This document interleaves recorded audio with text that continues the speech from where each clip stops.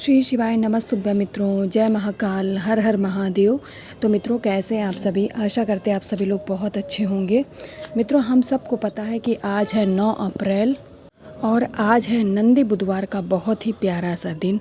आज के दिन मित्रों, ये जो सात चावल और पीले चंदन वाला विशेष उपाय है, इसे करके हम अपने परिवार की सभी मनोकामनाओं को पूर्ण करेंगे, अपने घर के कष्टों को दूर करेंगे, साथ ही आने वाली बुरी नज़रों से या आने वाली परेशानियों से अपने परिवार को सुरक्षित करने का भी प्रयास करेंगे। तो चलिए मित्रों, जल्दी से करते हैं वीडियो को स्टार्ट और बात करते हैं अपने 3 महा उपायों की। मित्रों, जो हमारा पहला उपाय है वह है मनोकामना पूर्ति का उपाय। इस उपाय को करने के लिए आपको लेना पड़ेगा थोड़ा सा पीला चंदन। आजकल मार्केट में गीला पीला चंदन आता है डिब्बी में, तो अगर आपके पास वो गीला वाला है तो गीला ले लीजिए, अन्यथा अगर आपके पास में सूखा है तो उसे लेकर के आपको कुछ जल की बूंदें या फिर गंगा जल की डाल के उसका पेस्ट बना लीजिएगा।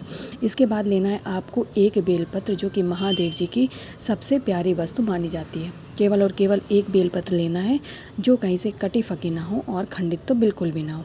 इसके बाद मित्रों, आपको लेना है अक्षत चावल के दाने, क्योंकि हम सबको पता है कि जो पूजा में चावल के प्रयोग होते हैं वो अक्षत ही होते हैं, यानी कि कहीं से टूटे ना हो, खंडित ना हो। खंडित वस्तु किसी भी भगवान को नहीं समर्पित की जाती। तो आप यहाँ पे 7 चावल के दाने ले लेंगे। इसके बाद में आपको लेना है तांबे के एक कलश में अपने घर का शुद्ध जल। गंगा जल डालना ऑप्शनल है, अगर है तो डाल लीजिए, अन्यथा आप केवल जल से भी इस उपाय को कर सकते हैं, कोई परेशानी नहीं है। उम्मीद करती हूँ इतनी बातें आप लोग समझ गए होंगे। अब इन सभी चीज़ों को लेकर के आप देवादिदेव महादेव भगवान शंकर के शिवलिंग के पास जाएंगे, जो कि आपके घर में ही विराजमान है। आपको घर से अन्यत्र जाने की आवश्यकता बिल्कुल नहीं है। अब मित्रों, यहाँ पर उपाय को समझते हैं। जो एक बेल पत्र आपने ली है, उस पे जो बड़ी वाली पत्ती के हिस्से पे आपको डंडी जहाँ पे रहती है, बीचों बीच में आपको पीले चंदन का लेपन करना है। ठीक है, पीले चंदन का लेपन करेंगे। पीले चंदन का लेपन करने के बाद में आपने मित्रों लिए हैं 7 अक्षत चावल के दाने।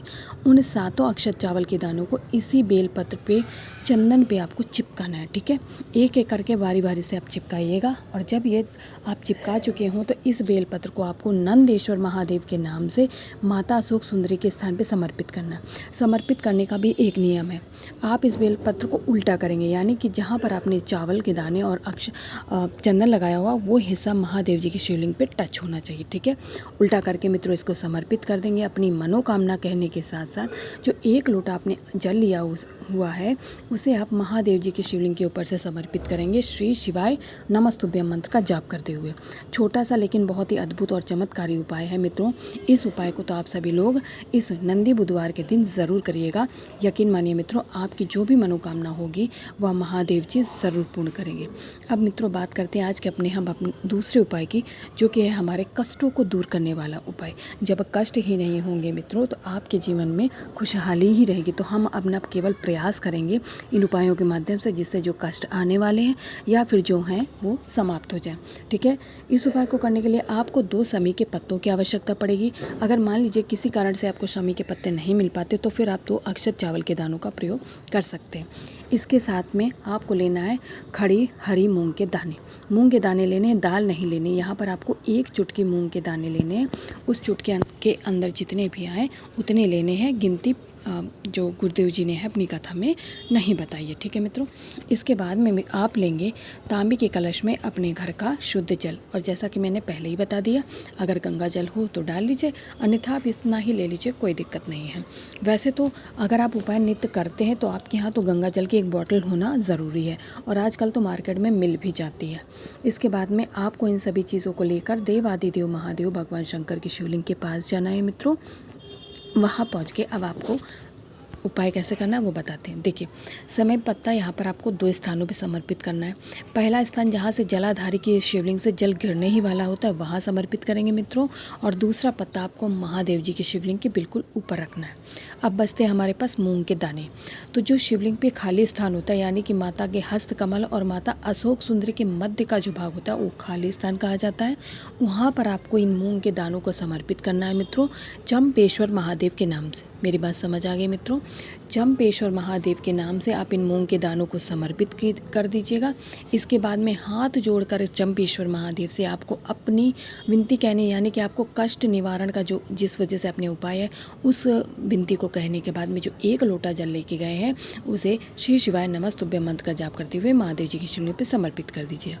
यहाँ पर हमने 2 उपायों की बात कर ली है मित्रों। अब वीडियो में आगे हम बात करेंगे अपने सबसे अंतिम और तीसरे उपाय की, जो कि है आपकी इच्छाओं को पूरा करने वाला उपाय। वैसे तो मनुष्य की इच्छाएं कभी पूरी ही नहीं होती, लेकिन जो हमारी ज़रूरतें हैं या जो हमारी इच्छाएं दैनिक टाइम की होती हैं, जिनके बिना हमारा काम नहीं चलता, तो उनको पूरा करने के लिए हम प्रयास करते। ठीक है, इसके लिए आपको लेना है मित्रों यहाँ पे लाल चंदन, थोड़ा सा लाल चंदन लीजिएगा। इसके बाद में आपको लेना है अक्षत चावल के दाने। इस बार ये आपको 7 दाने नहीं लेने, बल्कि 3 अक्षत चावल के दाने लेने। ठीक है, अक्षत ही लीजिएगा, कोई भी चावल का दाना मत लीजिएगा। इसके बाद फिर से आपको लेना है महादेव जी की सबसे प्रिय वस्तु, यानी कि एक बेलपत्र। इसमें भी आपको वही प्रक्रिया करनी है। लाल वाले चंदन को जो आपने लिया उसे बेलपत्र के बड़ी वाली पत्ते के बीचों बीच हिस्से पे आपको उसका लेपन कर देना। ठीक है, पूरे पत्ते पे मत कीजिएगा, केवल बीच वाले पत्ते पे हिस्सा पे लेपन करने के बाद में जो 3 चावल के दाने लिए हैं उनको इस तरह चिपकाएंगे मित्रों कि त्रिपुंड का निर्माण हो, है ना, लग रहा है ना त्रिपुंड जैसा। तो त्रिपुंड बनाने के बाद में इस बेलपत्र को उठाएंगे मित्रों। इसके साथ ही आपको तांबे के कलश में अपने घर का शुद्ध जल भी ले लेना है। जल लेने के बाद में और जो आपने बेलपत्र में त्रिपुंड का निर्माण किया हुआ है उन दोनों को आप अपने पूजन थाली में ले करके, बाकी सामग्री ले करके आप पहुंच जाएंगे आपके घर के जो देवादिदेव महादेव हैं वहाँ पे पहुंच जाएंगे अपने इस उपाय को करने के लिए। यहाँ पहुँच के आपको सबसे पहले तो जो 1 लोटा जल लेके गए हैं, सबसे पहले श्री शिवाय नमस्तुभ्यं मंत्र का जाप करते हुए उस जल को महादेव जी की शिवलिंग का जलाभिषेक करा देना है। जलाभिषेक करने के बाद में आपको किसी कपड़े से या फिर अपने दोनों हाथों की सहायता से महादेव जी की शिवलिंग का संपूर्ण जल साफ कर देना है। इसके बाद में जो आप त्रिपुंड वाली बेलपत्र ले गए हैं उसे समर्पित करेंगे महादेव जी की शिवलिंग के ऊपर। समर्पित आपको उल्टा करना है, यानी कि जो त्रिपुंड वाला हिस्सा है वो महादेव जी की शिवलिंग पे चिपक जाना चाहिए, वो महादेव जी की शिवलिंग को स्पर्श करना चाहिए। और जब आप यह प्रक्रिया करेंगे मित्रों, तब आपको चंपेश्वर महादेव के नाम से इस उपाय को करना है। इसको करने के बाद में आपको फिर से महादेव जी से हाथ जोड़ करके विनती करनी है कि महादेव जी हमारी यह मनोकामना, हमारी यह इच्छा अधूरी रह गई है, उसे आप पूर्ण करें या हम पे दया करें। ठीक है, ऐसी कामना करते हुए इस उपाय को आप लोग करेंगे। तो मित्रों, यहाँ पर हमने वीडियो में 3 महा उपायों की बात कर ली और मैं आशा करती हूँ आप सभी लोगों को समझ आ गया होगा। ऐसे ही महादेव जी का आशीर्वाद सदा आप पर व आपके परिवार पर बना रहे। श्री शिवाय नमस्तुभ्यं।